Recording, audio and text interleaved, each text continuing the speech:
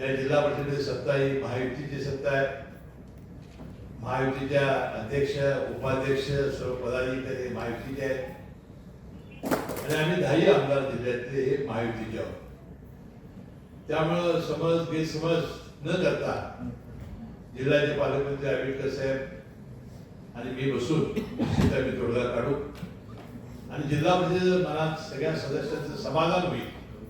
शेवटी आम्ही विकास कामावर पैसे देणार आहोत आणि ते विकास कामावर पैसे देणार आहेत. त्यामुळे आम्ही त्यांचा योग्य प्रकारे सन्मान ठेवू, जिल्हा परिषद सदस्यांना चांगला निधी देऊ.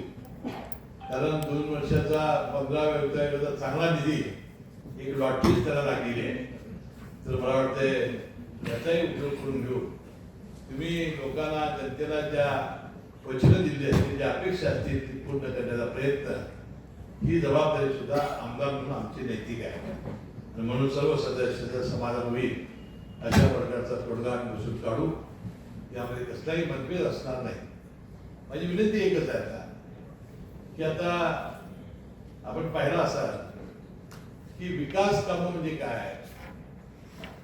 एखादा रस्ता करणं, गटर्स करणं, सामाजिक सभागृह बांधणं, याला विकास आपण म्हणतोच. परंतु या पलीकडे जाऊन ज्या ग्रामपंचायतीच्या आणि जिल्हा परिषदेच्या पंचायत समितीच्या जबाबदाऱ्या आहेत, त्या जबाबदाऱ्या आपण फार लक्षात घेण्याची आवश्यकता आहे. गावागावाचा घनकचऱ्याचा प्रकल्प असेल, गावाची प्राथमिक शाळा असेल, गावाचं आरोग्याचं उपकेंद्र असेल किंवा प्राथमिक आरोग्याचं सेंटर असेल, या सगळ्या कशा चांगल्या होतील, गावाच्या पिण्याच्या पाण्याची योजना चांगली कशी चालेल, ती सोडवणूक कशी आणता येईल आणि असे नवीन उपक्रम आपण करण्याची आवश्यकता आहे. मला वाटते काल दिल्लीला झालेल्या आंदोलनानंतर आपण तरुणांच्याकडे विशेष लक्ष देण्याची आवश्यकता आहे. गावोगाव वाचनालय कशी होती, त्यांना UPSC MPSC ची सेंटर कशी निघतील, त्यांना सुविधा आधी कशा देता येतील, त्यांना पुस्तकं कशी देता येतील, त्यांना लॅपटॉप कसे देता येतील, या मुलांना रोजगार मिळण्यासाठी जे काय करावं लागेल ते मला वाटतं अजेंड्यावर आपण फार मोठ्या अग्रक्रमाने घेण्याची आवश्यकता आहे.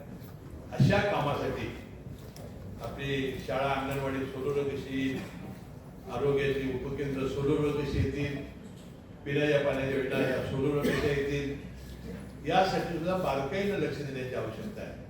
आणि मला वाटतं या सगळ्या विकास कामांना जी अशी नाविन्यपूर्ण कामं आपण आणणार, त्याला या जिल्ह्याचा एक लोकप्रतिनिधी म्हणून मी तुमच्या सर्वांच्या मागे मला उभं राहील, एवढा विश्वास मी आणि